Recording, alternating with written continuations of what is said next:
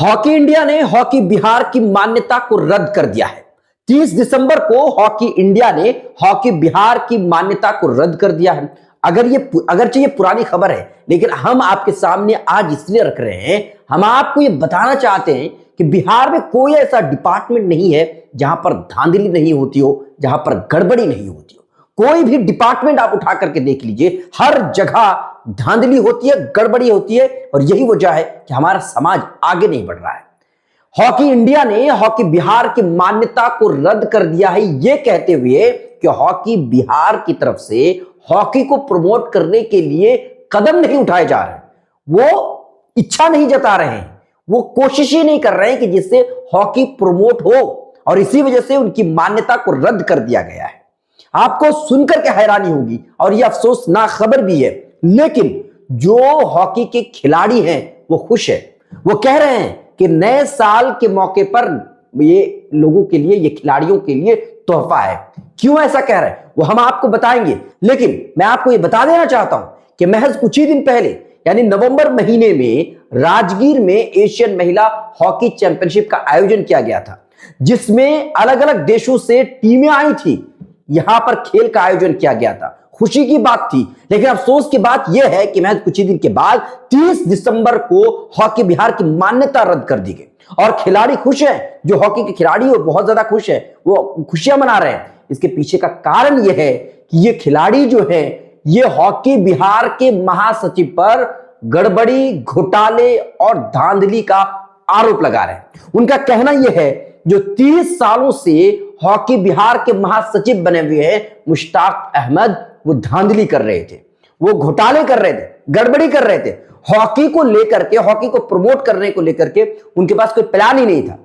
वो पैसे लेकर के लोगों को खिलाते थे, और ऐसे लोगों को खिला रहे थे, ऐसे लोगों को खेलने दे रहे थे जिनको स्टिक पकड़ने का भी ढंग नहीं। ये मैं नहीं कह रहा हूं, बल्कि खिलाड़ी कह रहे हैं। कई सारे खिलाड़ी जो इस तरह के आरोप मुश्ताक अहमद पर लगाए हैं, जो 30 सालों से हॉकी बिहार के महासचिव हैं, उन पर यह आरोप लगाए हैं कि जिन लोगों को खेलना नहीं आता उनसे पैसे लेकर के उनको वो खेलने देते थे, और जिनको खेलना आता है, जो खेलना जानते हैं, उनको नहीं खिला रहे थे। इंडियन ओलंपिक एसोसिएशन ने कहा है कि बिहार में ना कोई नीति है, ना कोई नियम है।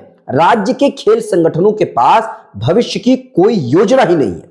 संगठन में जो लोग बैठे हैं उन्हें अपने पद के दायित्व तक की जानकारी नहीं है। यही नहीं, बल्कि पूर्व हॉकी खिलाड़ी विकास कुमार कहते हैं कि एसोसिएशन के लोग कभी भी हॉकी को बढ़ावा देना नहीं चाहते हैं। खिलाड़ियों के लिए वो काम ही नहीं करते हैं, वो बस सालों साल तक अपनी पोजीशन पर बने रहना चाहते हैं। उन्हें बिहार की हॉकी टीम से कोई लेना देना ही नहीं है।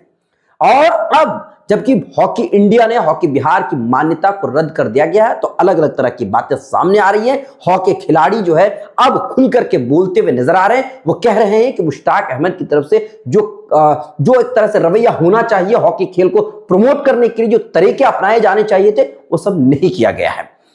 अब आपको मैं बता देता हूं, ये एक उदाहरण नहीं है, ऐसे सैकड़ों उदाहरण है, और हर डिपार्टमेंट पे आपको ऐसी धांधली होती हुई नजर आएगी। हॉकी बिहार के जो महासचिव है मुश्ताक अहमद, उन पर जो खिलाड़ियों ने आरोप लगाए वो जांच का विषय है, वो जांच होगा तभी सामने आए। लेकिन मेरा कहने का मतलब यह है कि बिहार में कोई ऐसा डिपार्टमेंट नहीं है जहां पर धांधली नहीं होती हो।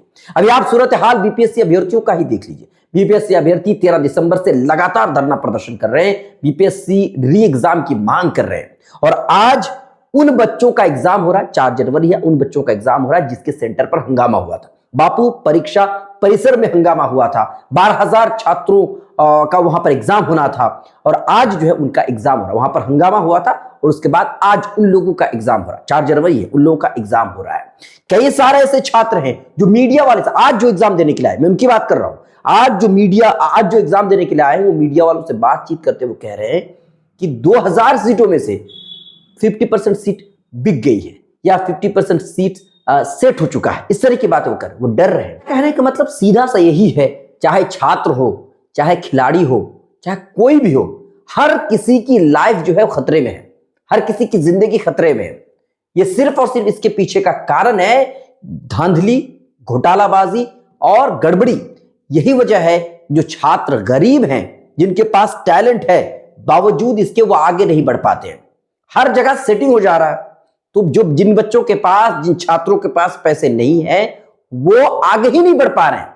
एग्जाम में वो अच्छा लिख करके भी आते हैं, लेकिन एग्जाम सेटर बैठा हुआ है, वो ऑलरेडी सेट करके बैठा हुआ है, वो 20 लाख रुपया, 10 लाख रुपया, 21 लाख रुपया लेकर के बैठा है। जिनके पास काबिलियत नहीं है, वो भी एग्जाम पास करके वो बड़े बड़े अधिकारी बन जाते हैं, और जिनके पास काबिलियत है लेकिन पैसे नहीं है, सेट करने की क्षमता नहीं है, वो बेचारे ऐसे ही आम जिंदगी गुजार करके चले जाते हैं। और यही वजह है आज जो बीपीएससी अभ्यर्थी धरना प्रदर्शन कर रहे हैं, उनमें से ज्यादातर बच्चे ही हैं जिनको अपनी जिंदगी को लेकर के डर है, खतरा है, क्योंकि मेहनत करनी पड़ती है, और मेहनत करने के बाद भी अगर रिजल्ट फिर भी खराब आए तो अफसोस होता है। आपकी इस पर है क्या राय? आप हमें कमेंट कीजिए। लाइक शेयर फॉलो नहीं किया है तो जरूर